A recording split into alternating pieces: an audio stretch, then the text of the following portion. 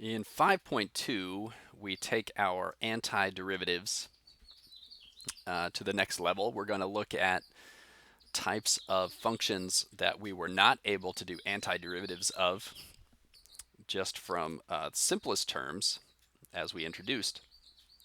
So this one is called integration by substitution, although the technique you're going to see here is more commonly referred to as U substitution because we use the variable U as to help us out. So I'm going to begin with just an example here. Really, the whole section is just a whole bunch of examples. But we'll start off with this one. None of these are simple, but this is about as simple as they get. So this is a nice way to ease into it. Let's think, what if we were looking to take the indefinite integral of 2x times the quantity x squared plus 1 to the 10th dx. And so, of course, you remember the goal is to get the antiderivative of what's inside here, and then we put the plus c on the end. But looking at this, oh my gosh, yeah, I'm not sure what to do with that. And you think, well, it's raised to the 10th. We could, multiply this thing out 10 times and then distribute the 2x to all of those things. We'd have this really long polynomial. And then we could do the antiderivatives of each term one by one. Yeah, you could. You could multiply that out 10 times and distribute. There is a much faster way. And of course, we'll see examples where that sort of thing won't be possible. So what is this idea of U substitution? Okay, looking at my function here, I'm going to pick U to be x squared plus 1. Okay. Now we'll talk about why that would be the choice maybe as we reflect on the question and as we go to other examples. But just go with me for here just to see this technique and all of its steps. We'll take U to be what's inside those parentheses. Now, take the derivative of U with respect to x. I'm going to call it du over dx. And well, wouldn't that derivative equal 2x? Okay. So U is what's in the parentheses. The derivative of that is what was outside of the parentheses. That's really interesting.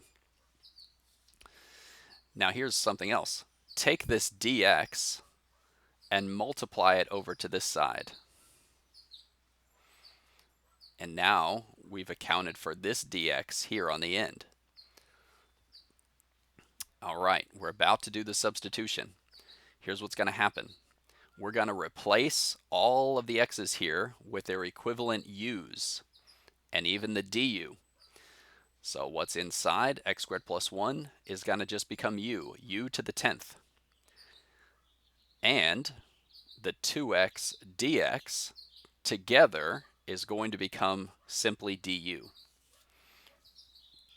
Rewrite the integral with u and du. I want to keep it all on the screen so we can see it happen. Here it is. And all of a sudden, with this substitution, this integral got a whole lot simpler. U to the 10th, and then the 2x dx simply became du.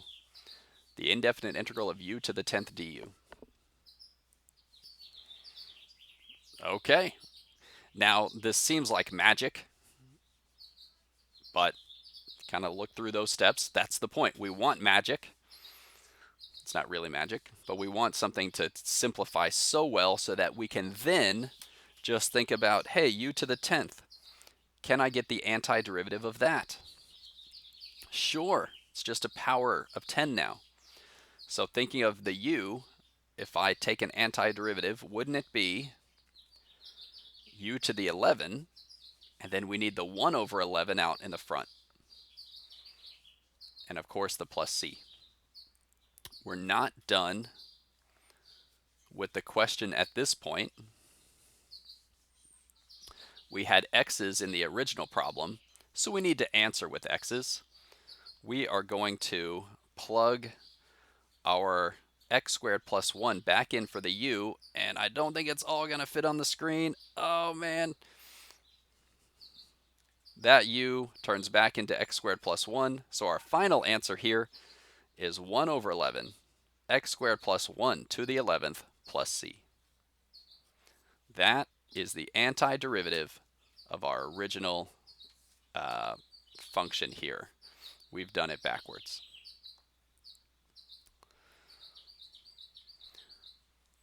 Now, if you're kind of like just sort of just trying to, orient yourself or catch your breath after this whole process, let's kind of reflect. Let's first begin just by getting our bearings. Is that really the antiderivative? I mean, it's not obvious in this case. Let's check our answer. We can always simply take the derivative of our answer, should get us back to the original. So let's try this out. The derivative of 1 over 11 x squared plus 1 to the 11th. Well, we can leave off the c since that would be 0. If we take this derivative, this 11, like what rule is in play is probably where I should start. Isn't it the chain rule? We've got an outside and we've got an inside. So using the chain rule, this 11 would multiply down and it would drop to a 10th power, but we would copy x squared plus 1.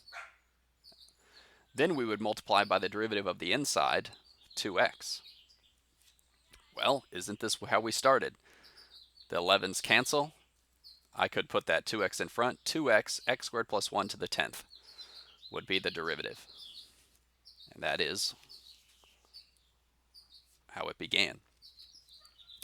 U substitution reverses the chain rule.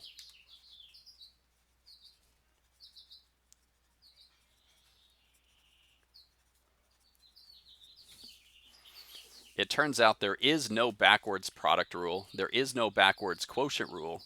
There is a backwards chain rule, and it's this.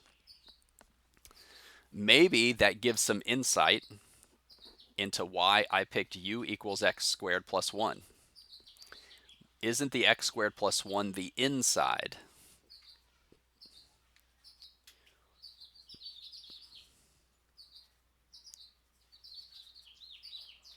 Right? Even back here in our answer, like the inside function, the outside function. By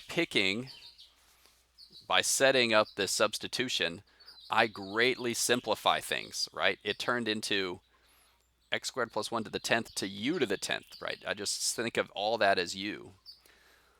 But then I got to make sure the derivative matches for the rest of it.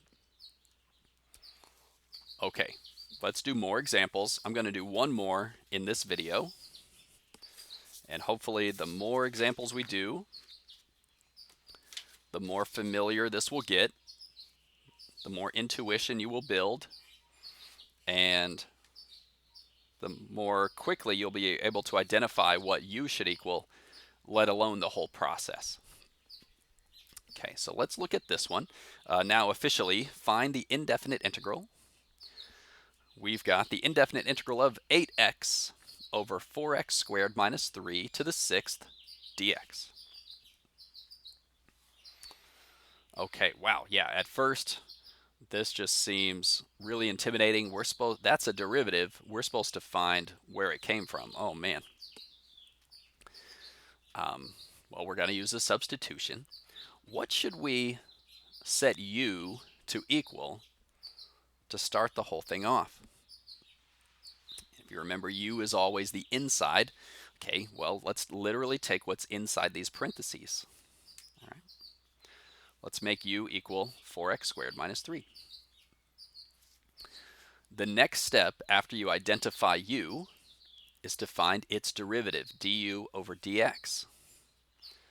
Well, du over dx is the 8x. And what do you know? We've got an 8x right there. Okay, so there's really two ways to identify u. For one, u is what is inside, but also think a step ahead. If you were to take the derivative, would it give you the other parts that you haven't accounted for yet? Well, yeah, the derivative of 4x squared minus 3 is 8x. So then what I'm going to do is multiply this dx over there, and I've accounted for the 8x and the dx. Everything's accounted for, so I can now make my substitution. This all becomes u, so I'll have u to the 6th, and all of that simply becomes du. So I'll write this as 1 over u to the 6th, and just put the du next to it. So much simpler now. It was a mess a moment ago, and now we've rewritten it with this substitution. Really, really neat and clean. Okay, well, we're not ready for an antiderivative right in the next step. We want to think of this as u to the negative 6th, then take our antiderivative. Okay. So hopefully you've gotten fairly proficient at these. We need to add 1 to the exponent, make it negative 5. And then that negative 5 is going to have to multiply down and cancel out. So it would be negative 1/5 u to the negative 5. Don't forget the plus c.